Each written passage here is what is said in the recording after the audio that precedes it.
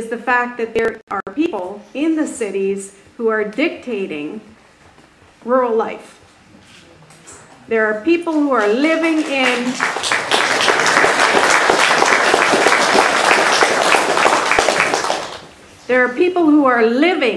in high-rise apartment buildings who have never owned property, who are knocking on our MPPs and MPs' doors and changing policy and affecting policy and your land rights and my land rights in rural Ontario, and that has got to stop. The public interest is not served by taking over rural Ontario.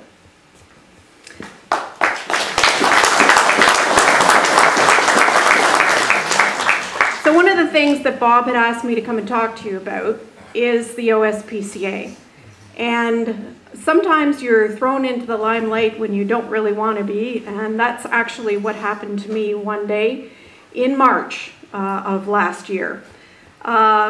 We have a large Amish group community that's in Huron County, and Amish and actually Mennonite in our community.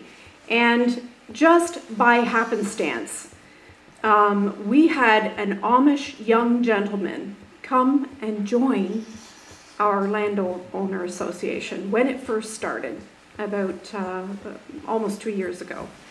And this is unusual. I didn't know it at the time, but it's very, very unusual for the Amish to join anything. But this young Amish gentleman joined our organization, and I was just thrilled to have him. And just one morning, woke up as any morning was, started out my day as any other day, and the phone rang before 8 o'clock in the morning. And on the phone in March was this Amish gentleman. And you have to appreciate old order Amish, they don't have telephones. So he had to run down the road to a neighbor's house, get on the phone, and the first person he called was, okay? He said to me, "Cindy, there are police and OSPCA here. They have a warrant. What do I do?" So, I mean, I was new to the OLA, new as a president, new to everything. So I knew enough to say to him, if they have a warrant, let them in. You have to abide by the warrant. And the next thing I said to him was, hold tight, I'll be right there. So off I ran, throwing on pants, whatever, running out the door, cell phone in my ear, phoning people, as anybody and everybody in the Landowners Association I could get a hold of. People up in Ottawa, people down in Oxford area, anybody I could get hold of, I was calling as I was running, as I was driving up to where this Amish community was. And I had no idea what I'd find when I got there, because I'd never experienced anything before. But when I did get there, what I did find was OSPCA trucks there with inspectors, and I was successful in getting a number of our landowner members to drop their chores, drop what they were doing, and go to this Amish residence. Well, when we got there, of course, the OSPCA was there, and they look like a SWAT team, okay? They've got their trucks that look almost like police vehicles. They're dressed up in flak jackets, you know, dark clothing. They've got walkie-talkies pinned to their chests. I mean, really, they look like a SWAT team, and they were all over this property. And when you're dealing as a landowner member with these kind of issues, when you go into a scene of this nature, what strikes you in your heart is empathy for the people who are affected by people in authority, okay? Because they're scared. You can see it on their faces, you can hear it in their voice, and they are desperate, reaching out to anybody or anyone that can give them a hand. Because most of us, I mean, you know, you've got people in authority show up with a warrant on your property. You know, they have full right to go wherever. They're questioning you about everything. They can go into your house, and they did go into the Amish people's homes. They went into their barns, they went into their outbuildings, they went everywhere. When you have a warrant, you lose all privacy. They can go into your bedrooms, they can open up your closets. Depending on what the warrant says, they can go anywhere and ask you anything, and they do.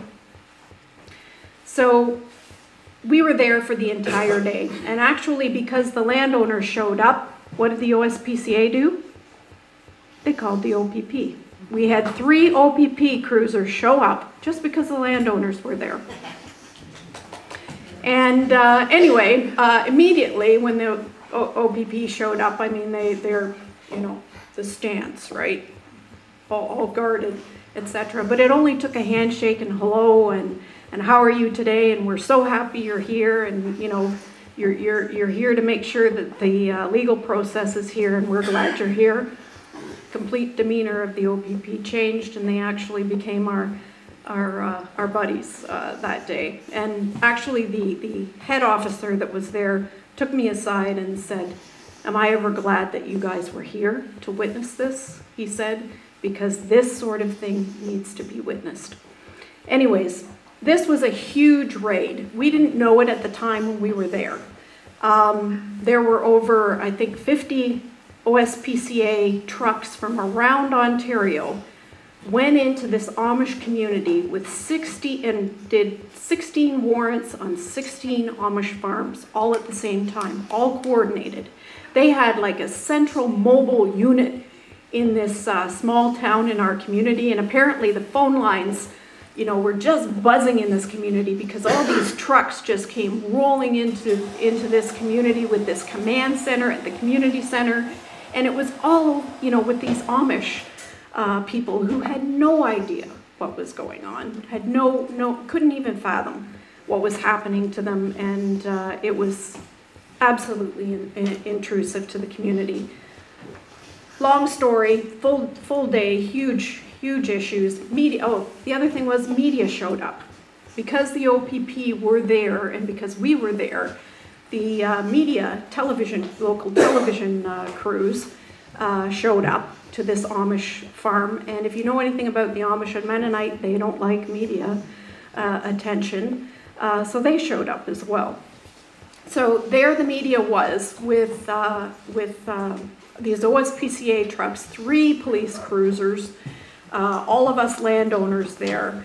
And in the end, out of those 16 farms, that day, no formal charges were laid. So huge resources, as I said, over 50 trucks, police officers, huge resource of taxpayer money, either through funding or through government tax allocation to the OSPCA.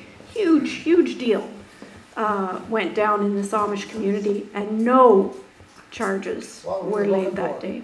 What were they looking for this time? Sorry? What were they looking for? Oh, they were looking, it was for puppies. Amish people, actually, some of them raise puppies. And there's a lot of people in the animal activist world who have an issue with people raising puppies. And the Amish people in this community actually had dog kennels, and they were raising puppies. Thank you for that question. That's a good question. So they were, like I said, 16 warrants, 16 farms, 16 families, huge resources, and no charges laid that day. Yes? Yes? Why isn't this front page news? Yeah, that's what I'm on. It was up in our area. It was huge. Actually, there was a number, yeah. That's what I heard about it down here. I know, and it is a tragedy. It's obscene. It is obscene, actually. The in our area, it was huge news, huge media. And like I said, the camera crews were out on the road. So one of the things that I, as a landowner, did was I thought, you know, here's the cameras rolling. Here's this poor Amish family whose farm is going to be on the 6 o'clock and the 11 o'clock news. They don't know that no charges were laid here. somebody's got to go out there and tell the media. So yours truly goes trucking out to the road to have an interview with the media, and there's my 15 minutes of fame that is just rolled on and on and on and on. But anyways, in the end, we were able to help this farmer who raised puppies, who was not charged. And we were able to advise him through the landowners network. And this is one of the things that for those of you who are not landowners should know, is that being a member in the Landowners Association gives you access to a network of people who know what to do when you've got a problem. Because let me tell you, there's nothing worse than being in a situation where you need help and there's nobody to turn to. Because if somebody else hasn't been through it, how can they advise you or how can they help you? That's one of the things that being a landowner member is key. And that's why, one of the reasons why our organization, our chapter, has grown exponentially. We're in the hundreds in terms of members in just a very short period of time, because people get it. They understand that, you know, it's almost like a bit of insurance. Something happens or something happens to someone that you know, you've got automatic access to thousands of people who know, who have either been through it or know what to do in the same situation. So we were successful in helping this, and it came to be known as the Amish 16 raids. And complete boondoggle, because as I said, no formal charges were laid that day, no animals seized. It was just a huge waste of time, and it was a big, as in my opinion, big failure for the OSPCA. From that, we had another landowner member who is a pig farmer, a very, very good and well-known pig farmer who is involved in our community in a lot of farming things. He is a what I would describe him as a pillar in our community, in the farm community. He actually last fall, this was after the Amish raids, he contacted me to tell me that he had been charged for taking his pigs, loading them up in a truck that were ruptured. For those of you who are non-farmers, a rupture in a pig is like a hernia. Like, people have hernias, umbilical hernias. Well, I didn't know this, being a city girl. I thought, rupture? Ooh, that sounds horrific. What do you mean rupture? Was it blood everywhere? And so he had to explain to me that no, it's a hernia. And I thought, oh, my husband has a hernia. Okay, that's not such a big deal. But anyways, he loaded up these pigs that he had to take to the abattoir to be butchered, because they weren't, he didn't want to leave them go.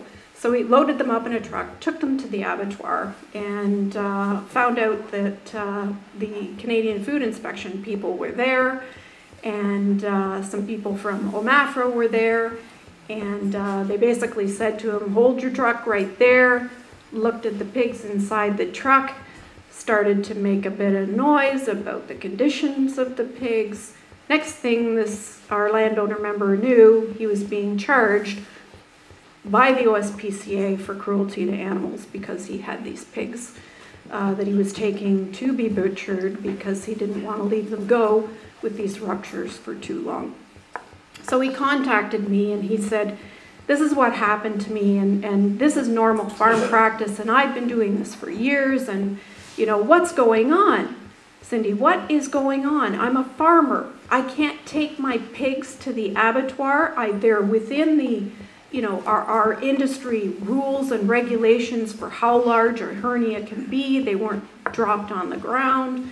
The hernias, there were so many inches. They were fine. The pigs weren't stressed on the truck. I drove them separately, so they weren't in with the other pigs. I did everything according to industry standards. He said, but I still